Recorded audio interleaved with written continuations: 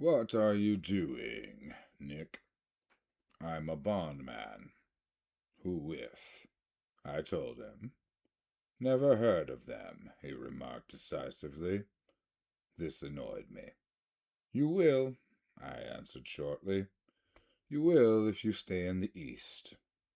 Oh, I'll stay in the East, don't you worry, he said, glancing at Daisy and then back at me, as if it were alert for something more. I'd be a goddamned fool to live anywhere else. At this point, Miss Baker said, Absolutely, with such suddenness that I started. It was the first word she had uttered since I came into the room. Evidently, it surprised her as much as it did me, for she yawned, and with a series of rapid, deft movements, stood up into the room. I'm stiff, she complained. I've been lying on the sofa for as long as I can remember. Don't look at me, Daisy retorted. I've been trying to get you to New York all afternoon. No thanks, said Mrs. Baker to the 4 cocktails just in the pantry. I'm absolutely in training. Her host looked at her incredulously.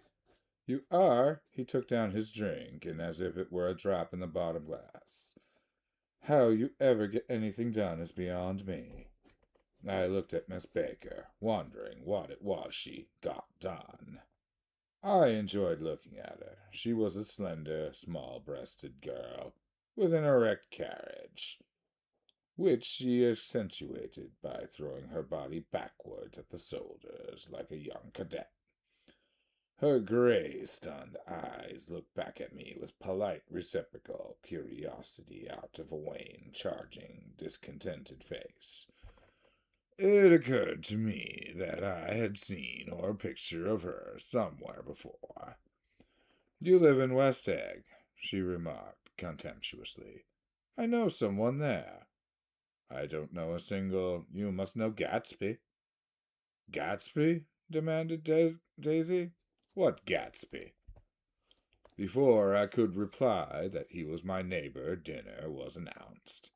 Wedging his tense arm imperatively under mine, Tom Buchanan compelled me from the room as though he were moving a checker to another square.